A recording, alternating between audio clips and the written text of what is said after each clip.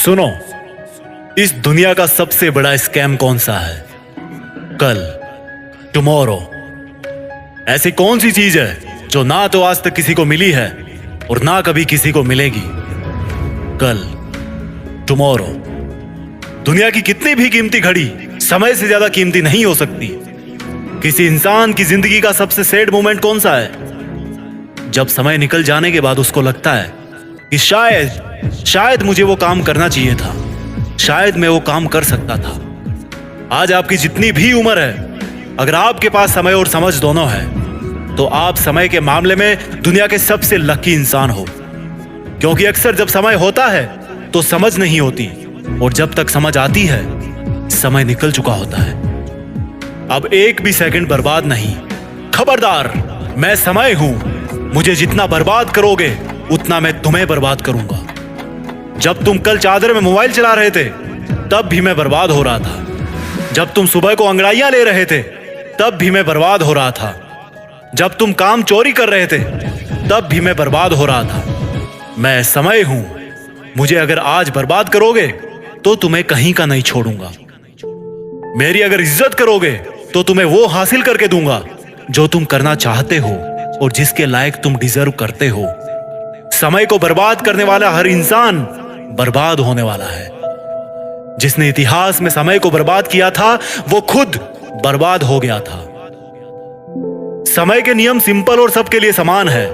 ये सिकंदर के लिए भी वैसे ही काम करता था जैसा अकबर के लिए करता था। ये महाराणा प्रताप के लिए भी वैसा ही चलता था जैसा एक भिखारी के लिए चलता था। ये पहले भी इसी तरह से चलता था और अब भी ऐसे ही चलता है और अनंत समय तक ऐसे ही चलता रहेगा। समय को तुम रोक नहीं सकते, लेकिन समय को फालतू के कामों में ना लगाकर अच्छे कामों में लगा सकते हो। अगर किसी के पास मरते समय 100 करोड़ रुपए हो ना और उसको बोलो कि तुझे जिंदगी वापस मिल जाएगी, तू 100 करोड़ ले ले, तो शायद ही ऐसा कोई इंसान होगा जो अपने पूरे पैसे देकर के जिंदगी लेने से मना कर दे। अगर हम अपने सपनों के लिए समय नहीं निकालेंगे तो समय हमारी जिंदगी से उन सपनों को परमानेंटली डिलीट कर देगा। कहते हैं कि समय दिखाई नहीं देता, लेकिन बहुत कुछ दिखा जाता है। और मैं कहता हूं कि समय को यूटिलाइज करना सीख लिया तो समय दुनिया को तुम्हारी औकात भी दिखा देगा।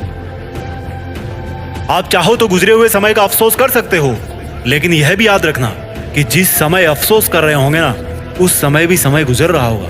और ऐसा ना हो कि कहीं इस गुजरने वाले समय का भी फिर से अफसोस करना पड़े। यह समय है जो सच और झूठ के हर चेहरे को उचित समय पर बेनकाब कर देता है। समय वो रेत है जिस पर कोई सा भी निशान हमेशा के लिए नहीं रह सकता, केवल खुद समय के सिवा। जो अपने काम को कल पे टालते हैं ना, उनको यह नहीं भूलना चाहिए कि ये कल एक काल्पनिक दुनिया है जो लाखों साल में मानवता के इतिहास में किसी को नहीं मिली, और जब तक ये सृष्टि रहेगी तब तक भी ये कल किसी को नहीं मिलने वाला।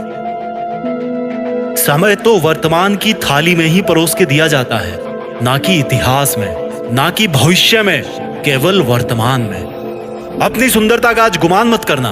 हो सकता है ये आने वाले समय में एक दाग बन जाए। और अपनी बदसूरती का भी कभी दुख मत करना। हो सकता है यही बदसूरती कल दुनिया को आपका दीवाना बना दे। समय जितना वफादार कोई नहीं। क्या फर्क पड़ता है मेरा हो या तुम्हारा, एक दिन आता जरूर है।